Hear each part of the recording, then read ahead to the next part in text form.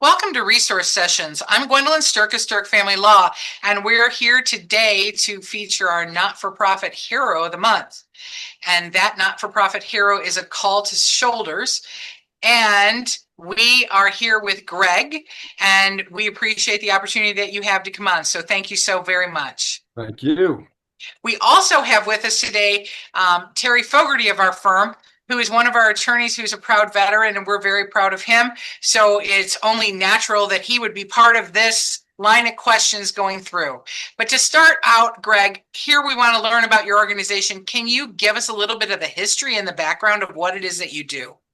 Uh, I can try. A Call to Shoulders is a civilian attempt to do something about the veteran suicide rate, which sounds silly, but the bottom line is that we're not all of us are clinicians or therapists or doctors, and we don't necessarily understand what a veteran is going through.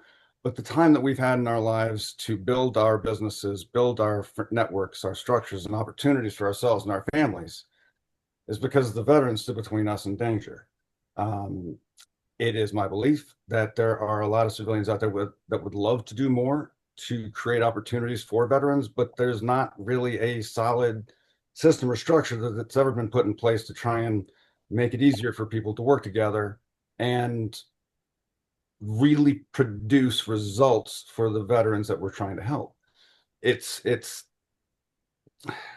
the conversations about the veteran suicide rate is all about awareness.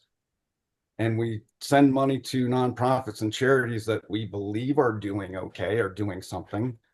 But I know for the last 10 years, I've been able to do something in the lives of veterans just by opening up the door and showing them how to do something. And if there's others out there that would be interested in doing that as well, it is the Call to Shoulders mission to try and make sure that that's easier for civilians and different corporations and sponsors, what have you, to work together towards actually creating positive change and enabling veterans to create opportunities for themselves and allowing them to determine what success is. It's not up to us. It's all about turning time into value. And what a veteran believes is value, whether it's a money or it's time with family, it's not up to us to decide that, just for up to us to increase the likelihood of them being able to kind of create and make that for themselves. Sure. Terry, as a veteran, I'm sure you have a lot of questions, and I'm sure that in particular, you might have an experience where you understand that this is a real needed area to touch on. Is that Oh, correct? definitely, definitely. Yeah, there's a lot. There's a lot to talk about when it comes to the difference between veterans and civilians, and trying to integrate as a veteran back into civilian life. Even just with myself, where I was retired and I am a disabled veteran, but I wasn't in combat, so I don't even have that aspect of it. So yeah, there's a lot of questions. Right. So, given that, Greg, how do you assist people? Like, how do you, if you have a community member listening and they're saying, sure, maybe it touched my family, maybe it touched my friendships, maybe it's just the passion that I have to help a veteran. How do you call somebody to action, and where do they even start? Tell us about that. Well, we're starting small. We started with woodworking. I created a couple of products that I accidentally invented. And instead of me making money off of them, I taught veterans how to make them. And we use the sales of that to help them buy what they need to do it for themselves at home. So basically, there's a product I developed called a Seam Liberator, which I drastically wish was within arm's reach right now. It's not, but it's basically it's a sewing implement. And I taught a young girl who was a prison guard of the first prison in Iraq how to make these things. And she made 20 of them in 2 weeks leading up to the 4th of July. We did a little video at a store called Quilter's Quest in Woodridge, and we had 15,000 views by the end of the first day. We had orders from as far away as from Australia, but in 2 weeks, she made 20 of them, and they each sold for $50 a piece. And the store didn't take any money, and I didn't take any money. So she got a check for $1,000, and she was able to go buy an exact duplicate of the stuff I had put in her garage. And I just took my lathe out of the way, and she put her lathe there. And I took my tools out. She put her tools there, and she was just able to continue doing something that made her feel better about herself. And that's basically it. Whatever she chooses to do with it going forward is entirely up to her. But by removing the obstacles of how do you raise the money? How long does it take to learn something? How long, like, who do you listen to?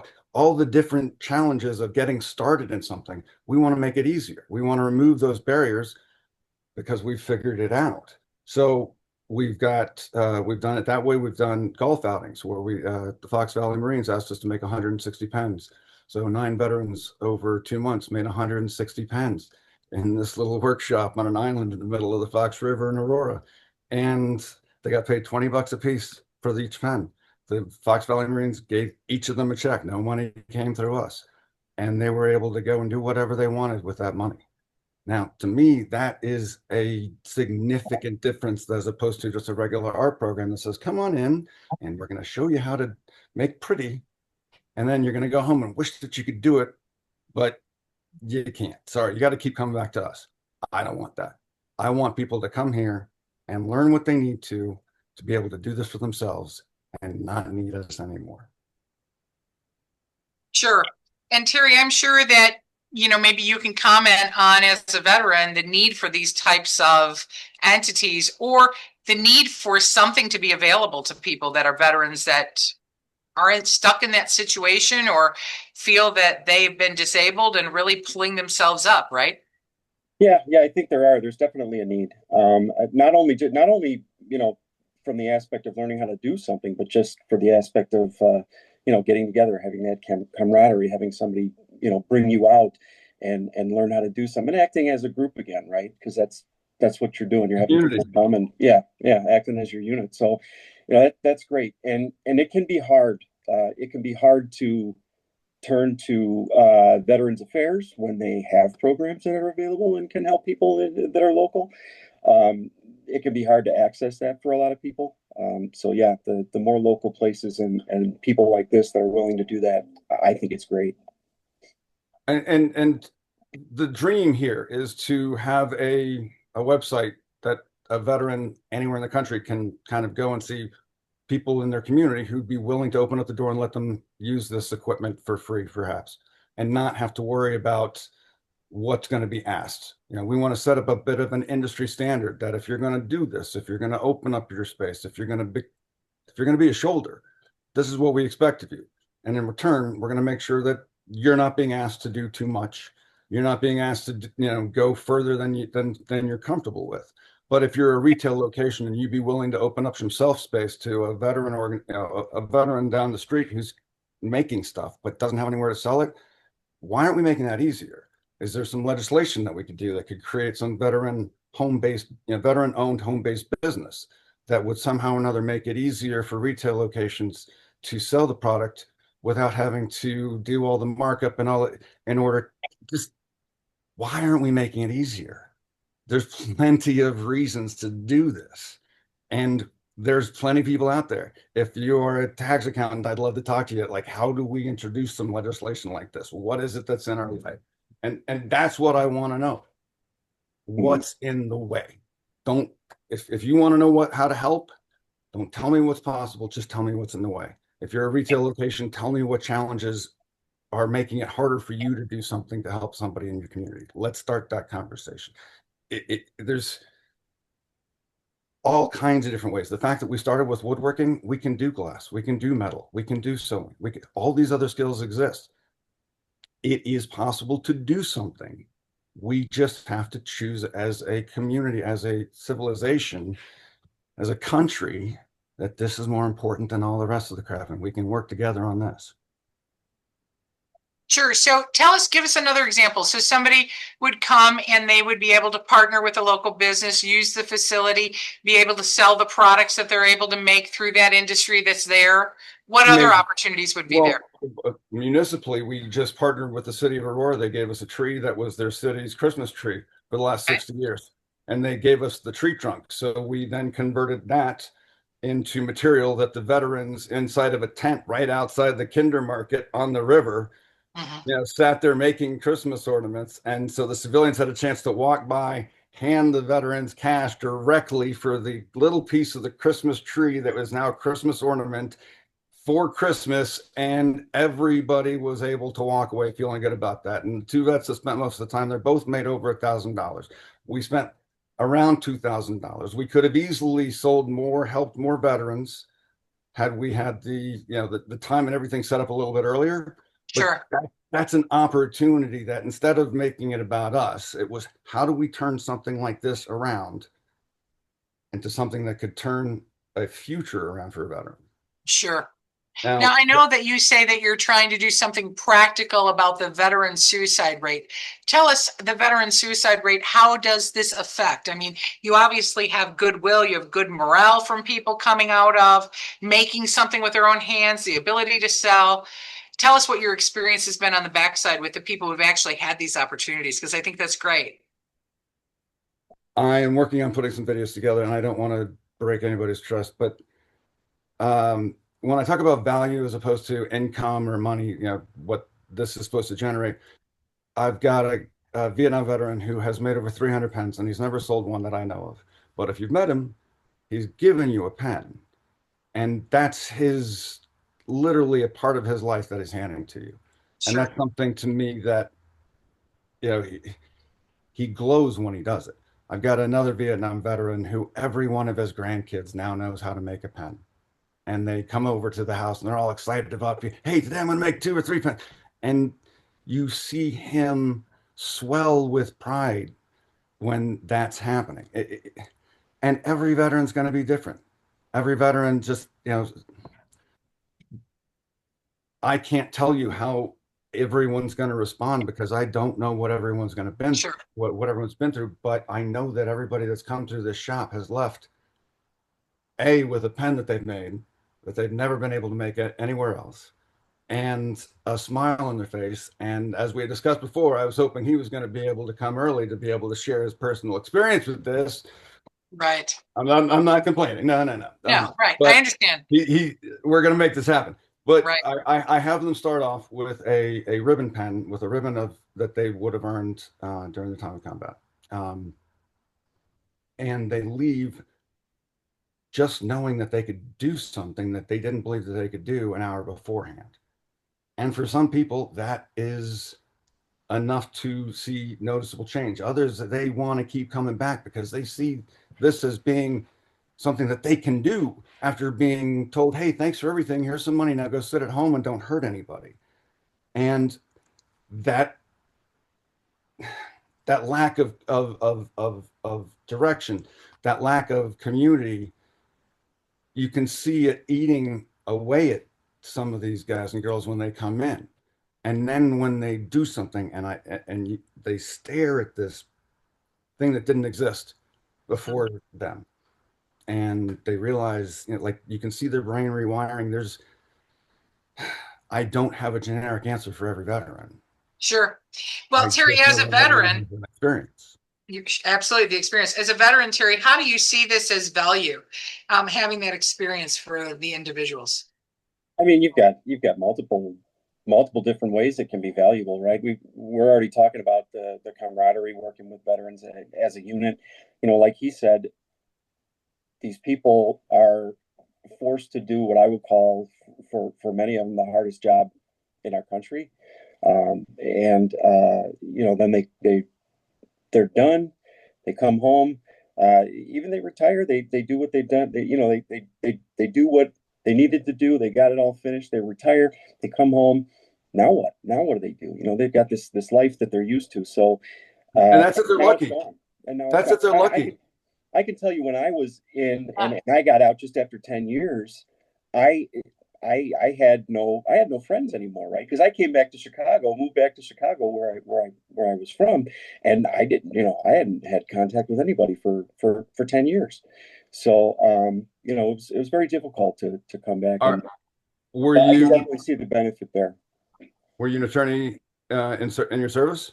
No, no, I wasn't. I went to law school at night my last few years in the Air Force and finished my degree and thought that I'd be continuing as a judge advocate general, but God had different plans for me there. So That's exactly. the thing I hear so many times. Yeah, There's so many guys that never have a chance to decide how they're going to exit.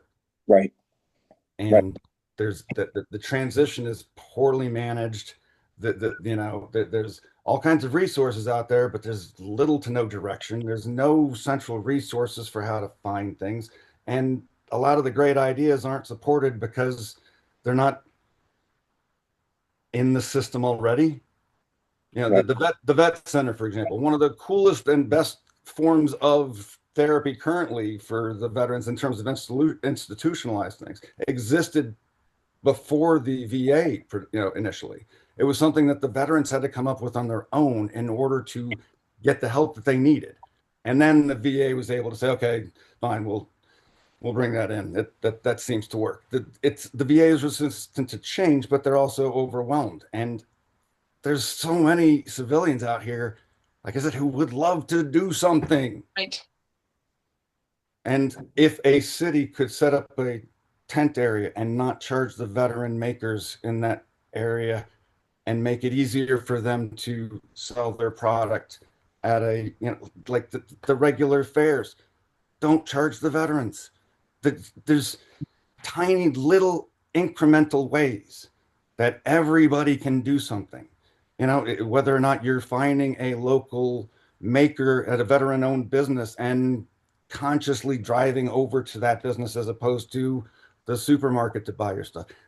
That makes a difference. And you're not just making a difference in the life of that veteran. We should all know this. You're making in the life of everybody that veteran comes in contact with every day. So even if you want to be selfish and make it not, they get benefits, and not all of them do, first of all. And rarely is it commensurate to what their experience has been. And I find it very hard to listen to anybody who didn't sign the check, to criticize anybody who did. And I'm tired of having people say that I wish there was something we could do.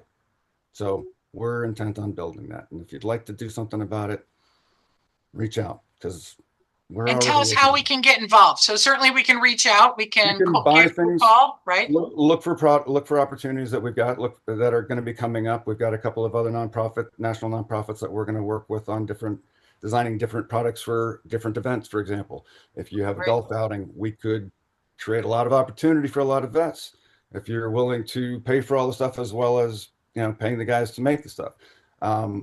It's not just woodworking. We've got laser engravers here.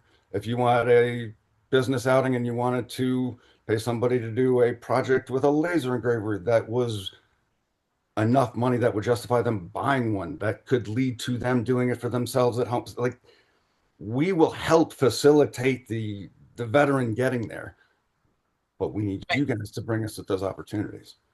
So you're looking for businesses and individuals to be able to provide this support network and almost this cushion to be able to allow a veteran to restore himself or herself and move forward in a positive way. Yes. And how much do I owe you for summarizing it that efficiently? You owe me nothing, because it's the veterans who have given so much and sacrificed so much. And what Terry talked about, coming back and not having the friends. I think a lot of times it's loneliness on top of it. There's the physical limitations that you may have suffered. Am I right? It's the loneliness when you come back. It's the mental health issues that you come and you have as a result. It causes a lot of different issues that we can't relate to. And I can't as a civilian, because I don't understand all the consequences. I just know that I can observe that it's a struggle, right? And you want to do something. Right. You want to do something. Everybody does. Right. And if there was a way, if there was a website that would do a better job of providing you with local resources that you could do something and support, if there was a way, what you guys are doing is absolutely fantastic by even giving small groups like us the opportunity to talk to you. Because whether or not the organization survives, hopefully the idea does. Right. Because this was never supposed to be a nonprofit. It was supposed to be a mission. This is, to me, made a ton of sense. I'm going to go out there. I'm going to show people how to do this. Everybody's going to go, rah, rah. We're going to start making change. And no, that's not how it's worked out. But again, it's not just using a lathe. We've got female veterans working furniture flipping. So if there's, I know that there's a major top coating company that's in the suburbs out here, that if they had some supplies that they'd be willing to help us out with, stuff like that would be fantastic. Vehicles, if you have a company with a fleet of vehicles and you're thinking about getting rid of them, consider the possibility of finding a local nonprofit that could use it. Put the extra time and effort into trying to figure out a way for that vehicle to do something good other than just getting crushed. There, Right. we can all do a little bit more to make this place a little bit easier. And that purposefulness is what's key to the whole thing, right? So we really appreciate what you do. You know, it's really about the purpose. And you've really touched me today, because I have a friend from high school who went into the military and suffered a lot of pain and agony in combat. And we went to a reunion and he was there, and the fireworks went off, and we saw him have a breakdown during the fireworks. And it really has affected me since then. But he makes flowers out of wood, and he sends gifts to us since then. So when you're telling the story today, I can share with you, just from having a friend who's a veteran, that I understand, because I'm so touched by the flowers and he's so proud of them, right? So there you go. That's a friend story that really reaches out to what you're talking about. That is a moment of time that he is creating beauty as opposed to suffering pain. And that's right. Yep, that's really it. Terry, what else do you have to add? Because it's such a wonderful opportunity for everybody today. No, I really think it is. I found this on the web for what else do you have to add? Yeah. That she is going to have to cut. My Suri answered my question. All right, Terry, restart that question. What do you have to add? I would add just one or two things. We were talking about veterans coming back home, and just one other thing to think about too is that now I was in the Air Force. A lot of the things that we learn in the Air Force and we do in the Air Force is not combat related. So when you come out of the military, you can use that. There are people who come out of the military, and it's very hard to translate what they learned and what their job was to the civilian world. And that could be part of what is giving them the anxiety and the stress. And the VA tries to help. They try to get involved. They try to have programs available. Do they, or do they just want to put out the face that they, have things available? That's for you to decide. But, I think it's great. And I think, frankly, I've been a woodworker for almost 30 years now, and I love it. I got into it when I was in the military. I had a carport in the first house that I lived in, got into woodworking. So I built a wall across the carport so I'd have my own small garage where I could store all my tools without having them get stolen. And it just kind of followed me around forever. I've gone from woodworking to metalworking to knife making to this to that, 50 different things. And I have a 3-car garage that's only my shop. So don't park cars in it. We don't park cars in it. It's just my shop. I have everything that I could ever want in there.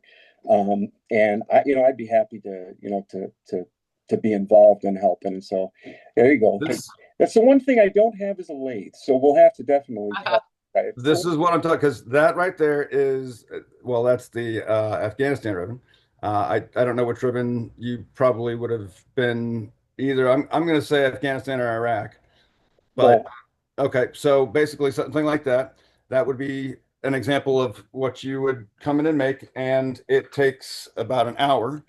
And if you love it, you come back. If you don't, you've got a cool story, a cool pen, and you tell somebody who who might need it more than you. Yeah. And that's how we find them. So it is up to, that's how you help. You come find out more, and then you help find out who we can help. Greg, where's your shop located? Right downtown Aurora, literally right downtown Aurora. So fun fact.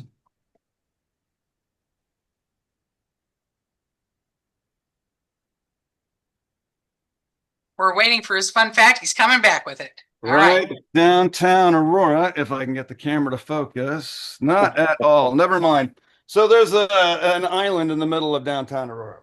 Mm-hmm. And we're on the island. It's right where the Paramount Theater is, right near the City Hall.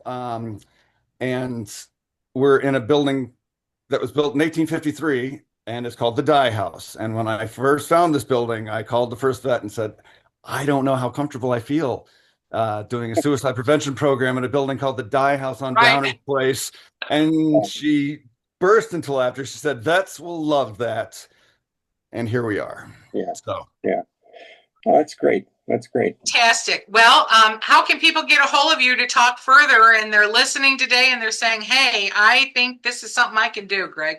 Facebook and website. There's contact us through both of those. And basically, once we do a little bit of an initial vetting, then you get the phone numbers, then you come see the shop. And the shop is appointment only for, for those who need to know, because I live in it. So it's I'd appreciate if people let me know they're coming.